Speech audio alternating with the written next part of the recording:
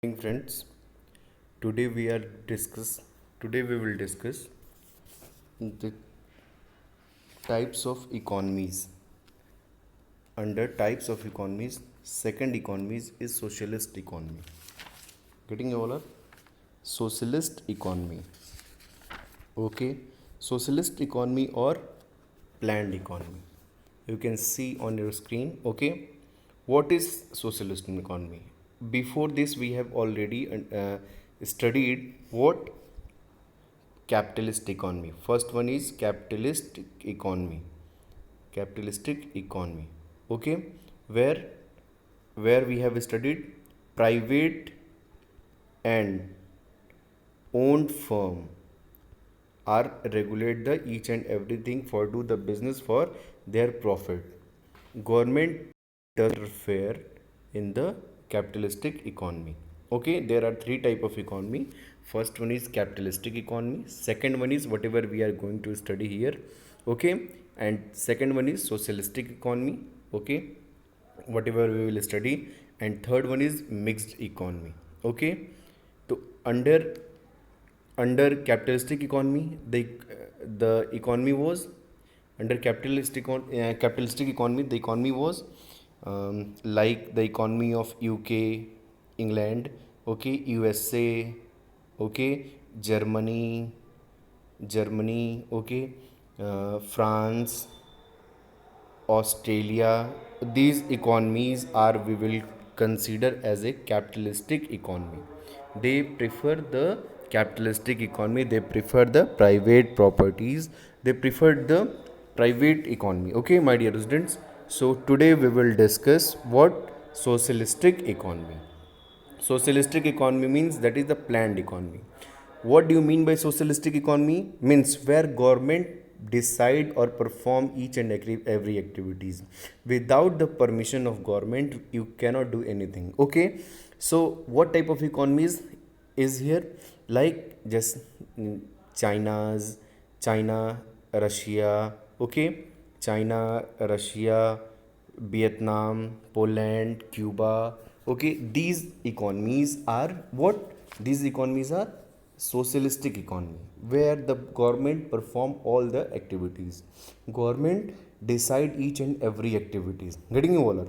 So we will study what meaning of socialistic economy. Okay, see here.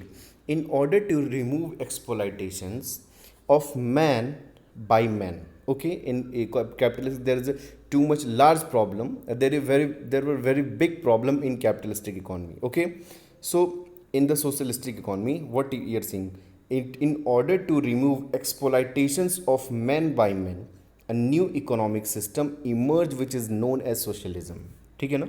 जिससे कहने का मतलब है कि कैपिटलिस्टिक इकोनॉमी में प्रॉफिट कमाने के लिए कंपनियां क्या करती हैं? मैन का बहुत ज़्यादा एक्सप्लॉइटेशन करती हैं. ठीक है, तो उस स्थिति से बचने के लिए क्या किया जाता है? एक नया इकोनॉमिक सिस्टम इमर्ज हुआ जिसको हम क्या कहेंगे? सोशल, मतलब लोगों के लिए, लोगों के लिए. ठीक है ना? तो आइए देखते हैं क्या socialism is an economic system where means of production are owned or managed by the whole community. Whole community का मतलब क्या? सबके द्वारा, सबके लिए. ठीक है ना? तो इसका मतलब हुआ गवर्नमेंट के लिए.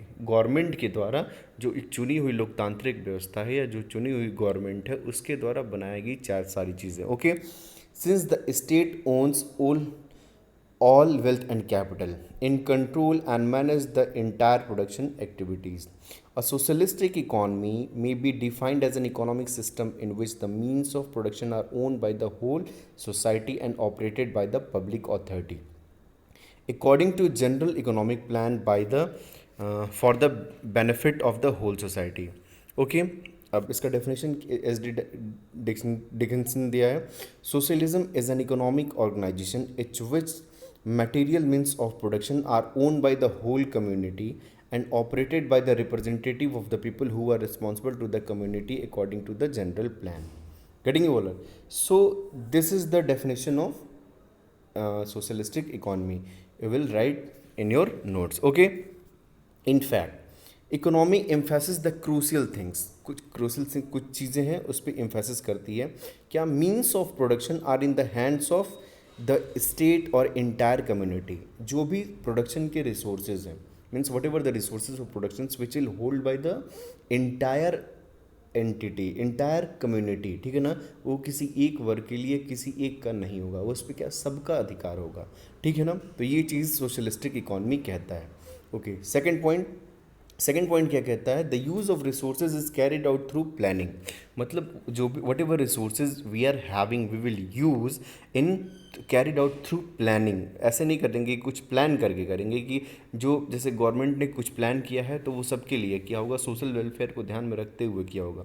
तो हम जो प्लानिंग करेंगे वो सबको ध्यान में रखते करेंगे। तीसरा, social welfare is the chief motivating force behind all the economic activities.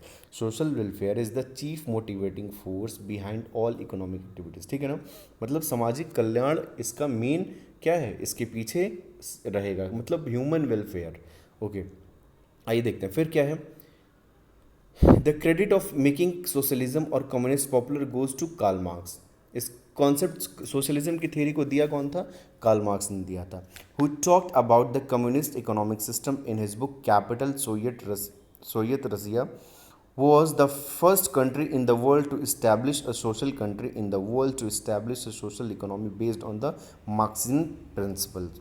It was, ये सब आप लोग अपने नोट्स में ये सब सारी लाइंस डाल देंगे, ठीक है ना, अच्छे से ये पूरा para. Okay okay, Soviet Russia was the first country in the world to establish a social economy based on the Marxian principle.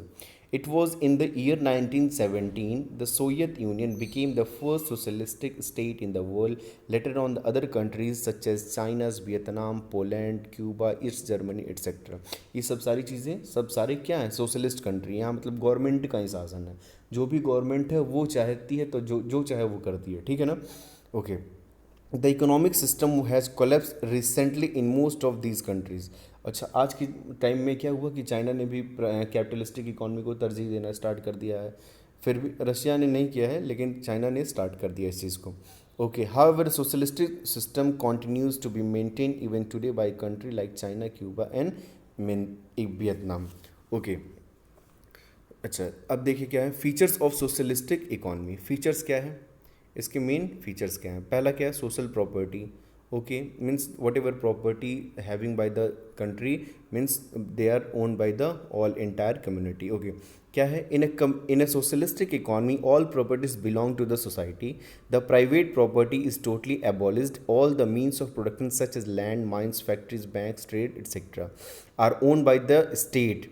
In some countries, private property on a very small scale exists. Small firms and business may also be allowed in private hands. मतलब वहाँ पे आपका कुछ नहीं रहेगा, government का ही सब कुछ रहेगा, ठीक है ना। आप कोई चीज़, इवन आपका घर भी है तो आपका घर भी नहीं होगा, ठीक है ना। मतलब कुछ भी आपका प्राइवेट लोगों के आप अपनी प्रॉपर्टी नहीं बना सकते हैं इन सोशलिज्म में, ठीक है ना।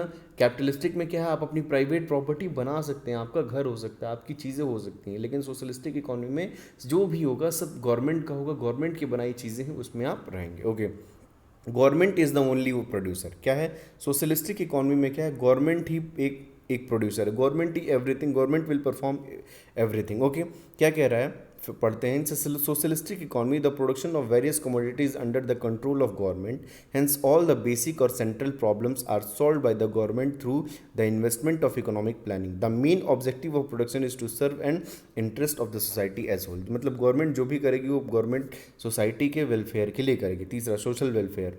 अब मैंने जिस कि what ever the works will perform by the government, वो किसके द्वारा किया जाएगा, वो गवर्नमेंट के द्वारा किया जाएगा, ठीक है ना, गवर्नमेंट के द्वारा किया जाएगा उसको। और किस बेसिस पे किया जाएगा उसको, किस बेसिस पे किया जाएगा उसको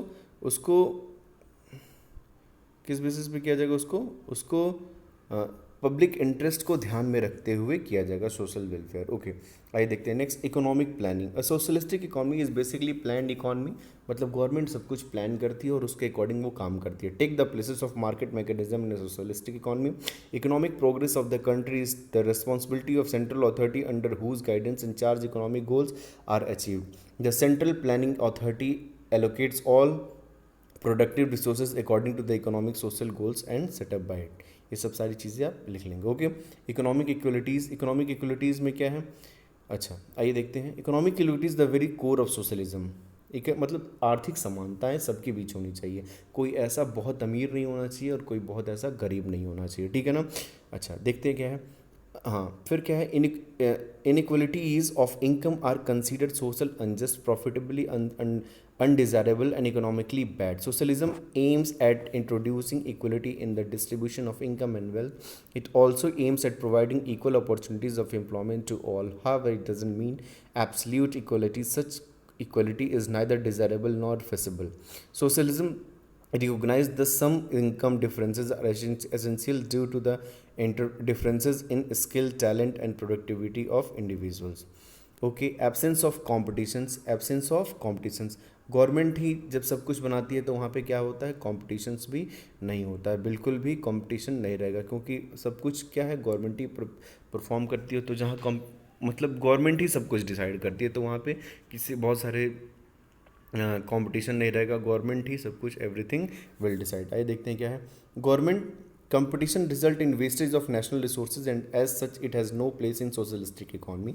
Under it, government is the only producer, therefore there is no scope of competition among different production units. Instead, the spirit of mutual cooperation prevails. Okay, much less importance to price mechanism. जो price determination होता है, private में क्या होता है, price mechanism होता है, मतलब वो प्राइस डिसाइड करते हैं, किसी भी प्रोडक्ट की प्राइस को वो अपने प्रॉफिट के अकॉर्डिंग क्या करते हैं, डिसाइड करते हैं। लेकिन ऐसा नहीं होता है गवर्नमेंट में, क्या होता है गवर्नमेंट ही प्राइस को डिटरमाइन करती है और वो पब्लिक वेलफेयर यानी सोशल वेलफेयर के को ध्यान में रखते हुए किया जाता है, ठीक है ना। तो ऐसी चीज़ों को होती हैं सोशलिस्टिक इकॉनमी में। Next, merits of social economy. क्या क्या इसके मेन मेरिट्स हैं, क्या क्या इसकी अच्छी बातें हैं, ठीक है ना। सबसे पहला, बेटर एलोकेशन ऑफ रिसोर्सेज। अच्छा, बेटर एलोकेशन ऑफ रिसोर्सेज क्यों है, बेटर एलोकेशन ऑफ रिसोर्सेज में क्या ये सारे पॉइंट्स इंपॉर्टेंट हैं, क्या है। देखिए, गवर्नमेंट क्या करती है कि जो प्रोडक्शन जितने प्रोडक्शन रिसोर्सेज हैं उसको क्या करती है, अच्छे तरीके से प्लानिंग करके क्या करती है, एलोकेट करने का काम करती है। मतलब एक बैलेंस ग्रोथ, जहाँ पे जिस मान लीजिए आप देख रहे होंगे कि देश का वेस्टर्न पार्ट बहुत ज़्यादा डेवलप है, ईस्टर्न पार्ट बहुत ज़्यादा कम डेवलप है, लेस डेवलप है कंपेयर टू वेस्टर्न पार्ट। तो उस क्राइटेरिया में क्या होता है, तो better allocation of resources, government try करती है कि जो ईस्ट पार्ट है उसको भी डेवलप किया जाए, वहाँ पे भी संसाधन रिसोर्सेज को यूज़ किया जाए, ठीक है ना। अब देखिए क्या है, under socialism allocation of resources can be made in a better and more rational manner, okay, then under capitalism the price system under capitalism doesn't direct resources to the most needed and the desired uses because of the presence of the vast inequalities in income between different person and monopolies in the industrial field. Moreover, capitalists also don't take into accountable social cost. All this leads to misallocation of resources by under but under socialism better allocation of resources insured because of the following reason. क्या कारण है, जो ये reason आप अपने notes में लिख लीजिएगा, ठीक है ना। क्या है, socialism is a based on the motive of the welfare. क्या है, motive of the social welfare, इस चीज़ को ध्यान में रखिएगा। सोशलिज्म में सोशल वेलफेयर की सबसे ज़्यादा प्रायोरिटी होती है instead of profit motive, okay. Therefore, the objective of productions of goods and services is shifted from more profitable goods to more useful goods, ठीक है ना। मतलब जो प्रॉफिटेबल गुड्स से ज़्यादा हम देखते हैं क्या, कौन से गुड्स सबसे ज़्यादा यूजफुल है, okay. Allocation of resources is made by the central planning authority to promote social welfare, hence luxury goods are not produce at the cost of basic necessities of life. तो socialistic economy में क्या होता है कि government luxury goods को priority कम देती है। क्यों कम देती है ऐसा, क्योंकि जो बेसिक नेसेसिटीज़ ऑफ लाइफ है उस पर ज़्यादा गवर्नमेंट फोकस करती है। मतलब कैपिटलिस्टिक या लग्जरियस गुड्स को गवर्नमेंट प्रमोट करने का काम नहीं करती है। तीसरा, there is no wasteful expenditure on advertisement it sector under socialism. जब गवर्नमेंट ही सब कुछ है तो उसको एडवर्टीजमेंट करने की जरूरत नहीं, सबको गवर्नमेंट पे फेथ होता है। और क्या होता है, गवर्नमेंट की जो चीज़ें बनाई गई हैं वो गवर्नमेंट उसको लेने में लोग बिलीव भी करते हैं, ठीक है ना। Next, social justice. The chief merit of socialism is that ensures social justice. Under the socialism, inequalities of income and reduce the minimum and there is a just equitable distribution of national income, ठीक है ना। जैसे कहने का मतलब है कि social justice की मतलब सभी लोग को समान इनकम मिले, सभी लोग को एक तरीके से सभी लोग के क्या कहते हैं उसको जो इनकम हो, सभी लोग को ऐसा नहीं हो कि बहुत ज़्यादा गरीबी बहुत एक जगह बहुत ज़्यादा गरीबी हो और एक जगह बहुत ज़्यादा अमीरी हो, मतलब बहुत ज़्यादा गैप ना हो, इकोनॉमिक गैप बहुत ज़्यादा नहीं होनी चाहिए। तो ये सोशल जस्टिस इस चीज़ को सोशलिज्म में होता है, ठीक है ना। Nobody is allowed to generate unearn income, rental and interest income. The private ownership is abolished here, which is the main reason for the inequalities of income and wealth. There is no exhibitions or uh, examinations of labor in the socialistic economy, ठीक है ना। मतलब क्या है कि socialistic economy में examination नहीं होता है किसी भी लेबर का, और opportunities provide to develop for the सभी लोग के लिए जो अपॉर्चुनिटी क्रिएट होती है सबके लिए होती है। Necessary training and education provide to everyone regardless of caste, class and religion, ठीक है ना। मतलब सबको सारी चीज़ें प्रोवाइड करने का गवर्नमेंट काम करती है, ठीक है। इकोनॉमिक स्टेबिलिटी, ठीक है ना, आर्थिक स्थिरता। Since socialism economy is essentially a planned economy, एक प्लान्ड इकॉनमी होती है, गवर्नमेंट प्लान करके हर चीज़ करती है। There will be neither surpluses और not shortfalls, thus there will be no business fluctuation and the unemployment instead economic stability are maintained। तो कोई भी होता है ऐसे जैसे बहुत ज़्यादा चीज़ें एट सडन नहीं होती हैं, बहुत सारी चीज़ें ऐसे क्या कहते हैं, कोई भी फ्लक्चुएशंस नहीं होते हैं, बहुत एक स्थिर, मतलब जो चीज़ें अच्छी हो, यूज़फुल हो, उन्हीं चीज़ों को गवर्नमेंट प्रायोरिटी करती है। Next, social security and welfare. Social security welfare, socialism guarantee social security to everyone। Okay, socialism believe that people should be protected the uncertain conditions of work, income, and living, and their cost should be borne by the society as a whole. Therefore, the government undertake various social security measures such as the compensation for unemployment, accident, sickness, and maternity benefit, pension, death grants. Okay, the state also provide the basic facilities of housing, education, and health to people. तो social security क्या है? Social security का मतलब कि सामाजिक सुरक्षा, उसको जैसे मान लीजिए कोई पर्सन अर्न कर रहा है, ठीक है, घर में एक मेंबर है अर्न कर रहा है, ठीक है ना।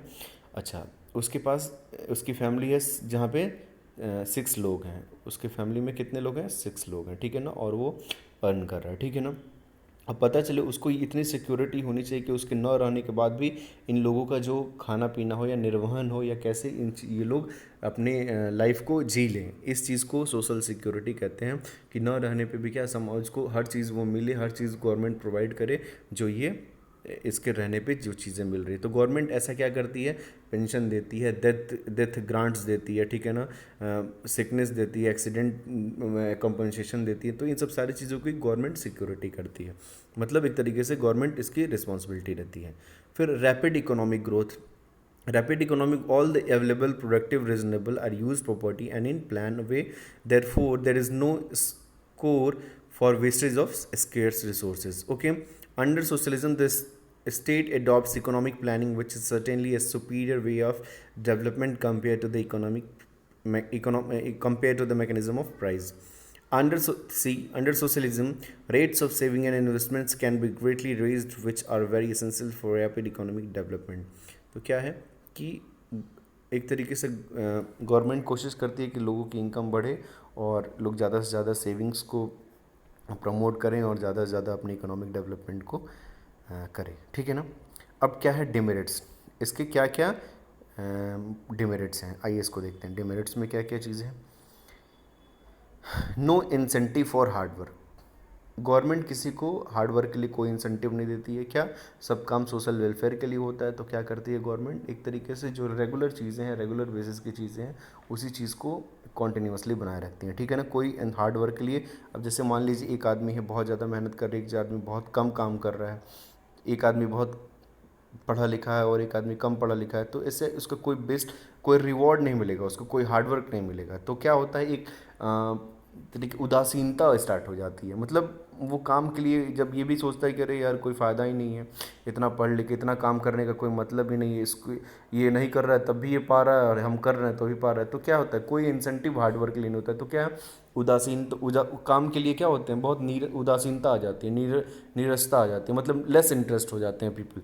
तो वहाँ पे वो क्या होते हैं, वो काम करना नहीं चाहते हैं। देखिए क्या लिखा है, One of the greatest demerits of socialism is that there is no incentive for hard work. Okay, in this system, the people are simply made to work according to the dictates of the central authority. The renders the people to the status of mere wage earners. Their jobs are protected whether they are efficient और inefficient. देख रहे हैं ना कि मतलब अगर वो efficient है तब भी और इनएफिशिएंट है तब भी उसकी जॉब क्या होगी, प्रोटेक्ट रहेगी. गवर्नमेंट में यही चीज़ें होती हैं, आप देख रहे होंगे गवर्नमेंट में. लेकिन प्राइवेट में क्या है, अगर पीपल क्या है, कैपेबल है या एफिशिएंट है तभी उसको रखा जाता है, अगर नहीं है तो उसको नहीं रखा जाता है. तो ये चीज़ें हैं, तो ये बहुत गलत है, इसकी बहुत बड़ी डिमेरिट है. दूसरा, loss of freedom. Freedom loss हो जाता है. गवर्नमेंट मतलब क्या है, गवर्नमेंट अपने अकॉर्डिंग काम करती है और गवर्नमेंट को जो चीज़ें अच्छी लगती हैं वही काम करता होता है. ठीक है ना.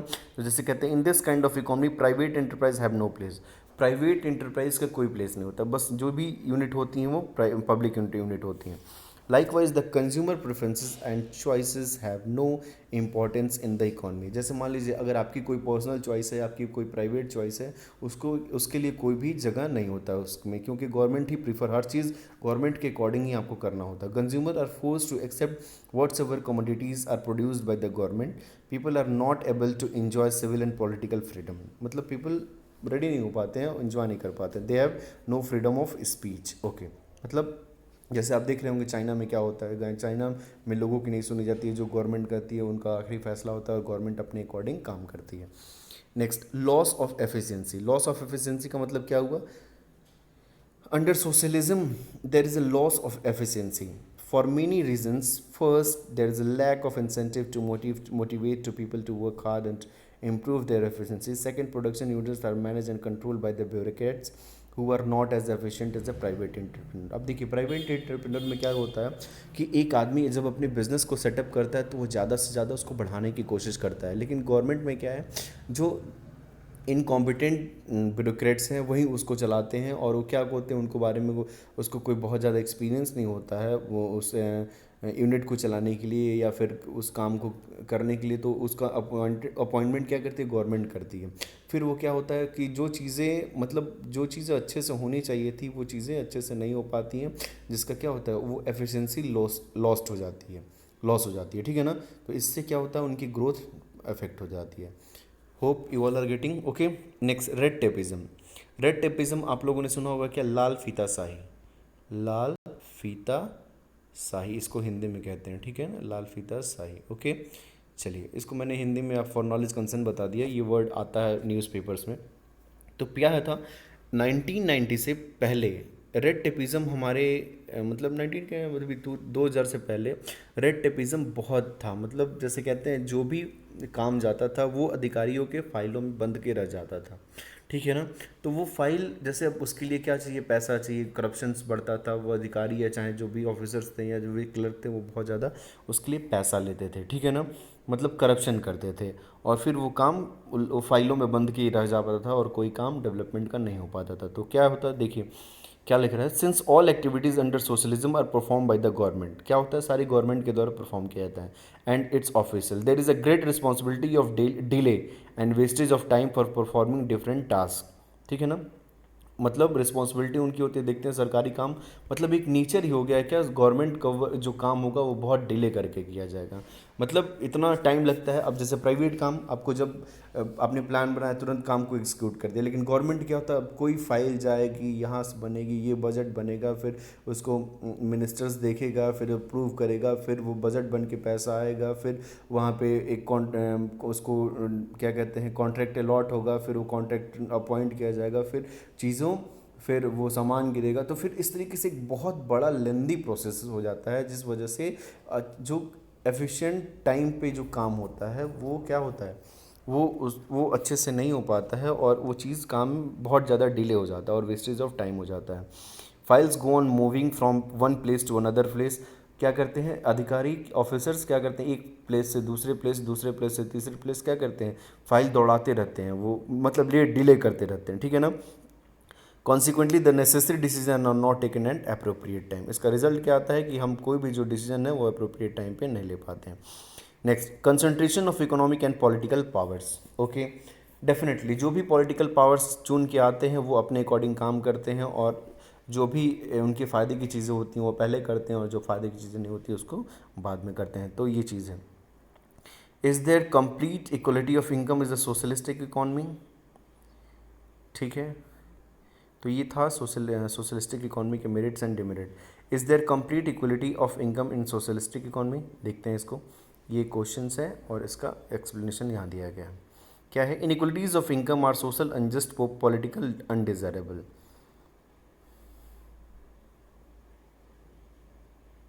मतलब क्या क्वेश्चन क्या कह रहा है कि क्या सोशलिस्टिक इकॉनमी में कंप्लीट इक्वलिटी मतलब आर्थिक समानता है जो इनकम का है, ठीक है ना, उसको सभी लोग मतलब कंप्लीटली इक्वलिटी ऑफ इनकम है, ठीक है ना, इस चीज़ को तो कैसे डिफाइन किया जा रहा है देख लीजिए। Inequalities of income are socially unjust political undesirable and economically bad. Under socialism, equal opportunities are provided to every citizen in earning their incomes. There is no private property and the law of inheritance doesn't exist in such type of economies.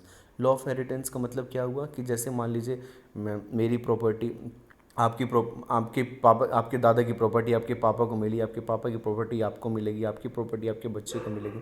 तो क्या law of inheritance follow नहीं करता, मतलब जो भी है वो government का है, आपका कुछ नहीं है, ठीक है ना। तो क्या है, आप देखिए क्या है, क्या कह रहा है, कहाँ हम लोग पढ़ते, law of and doesn't exist in such type of economies. Socialism economy में ये सब सारी चीज़ें क्या होती है, एग्जिस्ट नहीं करती हैं।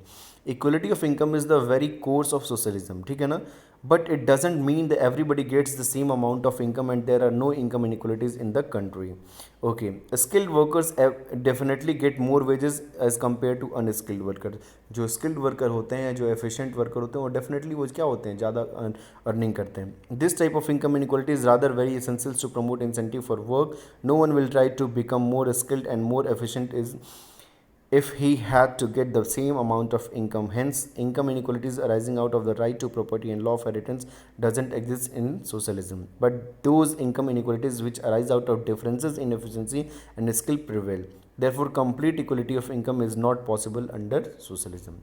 मतलब आर्थिक समानता एक पूरी तरीके से ये पॉसिबल ही नहीं है। क्या है, कहाँ पे, सोशलिस्टिक इकोनॉमी में, ठीक है ना। तो ये है इस क्वेश्चन का आंसर। ओके, तो होप आप लोग को ये समझ में आया होगा। आप लोग अपना नोट्स को प्रिपेयर करेंगे और फिर मुझे सेंड करेंगे after preparing your notes. Okay, for today, thank you very much.